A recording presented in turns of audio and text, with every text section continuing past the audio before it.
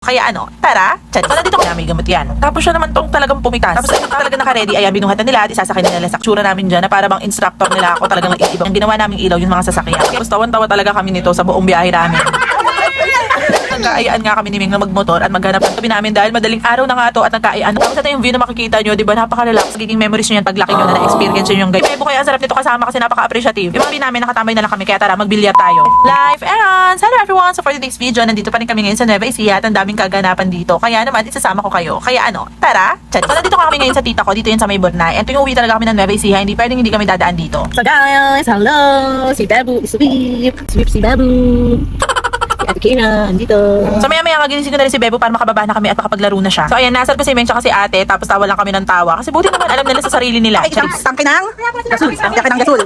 Mas matangkad si ate. Tangke ng oxygen. Very good! So sa mga oras na to, sobrang init talaga niyan. Kaya nandyan kami sa ilalim ng puno. Tapos nakita nga namin tong napakalawak na taniman na pagtingin namin ay mga talong pala na napakadami. Kaya sabi ko sa kanila, videohan nyo nga ako dali na para bang akin yan. Welcome to my farm, eme. Tama, yan. Hindi atin yan. Yan sa kanila yan.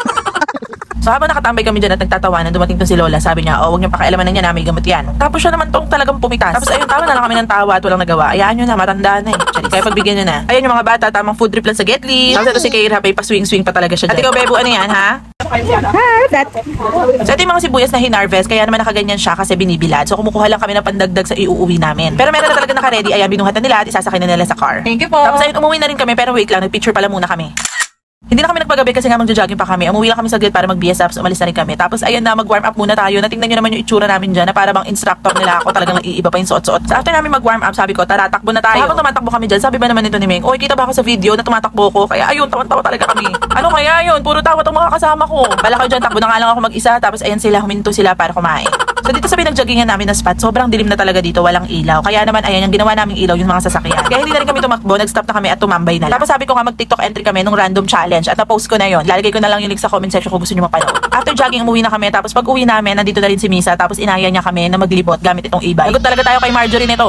Sa gabi na nga to, may mga madilim na part talaga kami na dinaanan. Tapos tawan-tawa talaga kami nito sa buong biyahe namin.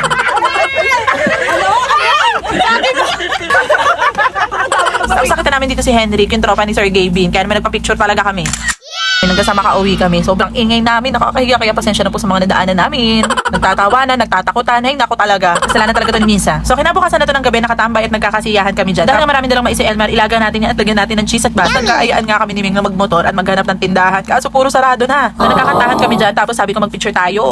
At hindi pa natapos dito ang gabi namin dahil madaling araw na nga to at nagkaayaan naman kaming maglugaw. Masaya pa ako nito nung papunta kami, pero nung nandyan na kami pagdating, ay naku na bad trip na talaga ako. Wala na. Kaya tingnan nyo, wala na akong video na kumakain kami. Kasi nga bad trip na ako, be. So kumain na kami niyan, pagtapos yan umuwi na rin kami kaagad. Tapos ayun, tulog na talaga girl. Kinabukasan na nga to ng hapon, tapos na ako mag-work, kaya naman bago ako maligo, lumabas na muna ako. Tapos ito yung view na makikita nyo, di ba, napaka-relaxing pagkatapos mo ma-drain sa work. Tapos ayun yung mga kasama ko, nagba-vitamin C sila. Charis. Kami lang talaga yun nandyan, tapos maya-maya dumating na itong mga boys na galing basketball. Tapos itong mga bata dumating na rin, nagsisulputan na. Kaya ayan, sige, magtampisaw kayo dyan ng ma-experience nyo. Enjoy nyo lang habang bata pa kayo, magiging memories nyo yan paglaki nyo na na-experience nyo yung ganyan, kayo magpipinsan. Napaka-cute ni Mara, tingnan nyo, hindi yan siya bababa talaga kahit anong mangyari. At ang mga adulting, ayan, tingin-tingin lang, nood-nood lang sa mga bata. Tapos si Keira naiihi siya pero ayaw niya lumublob sa tubig. Bebo, swim! Swim! Ayaw talaga ni Mara kahit anong pilit. O, picture muna, pang memories.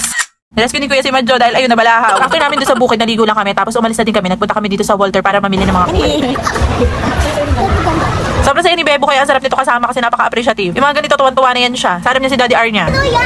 Si Olor yan, Olor! Si Olor yan, Olor! Daddy Arn! Halika na!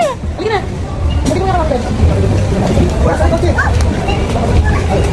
Tapos pag uwi namin, nakatambay na lang kami. Kaya tara, magbilyar tayo.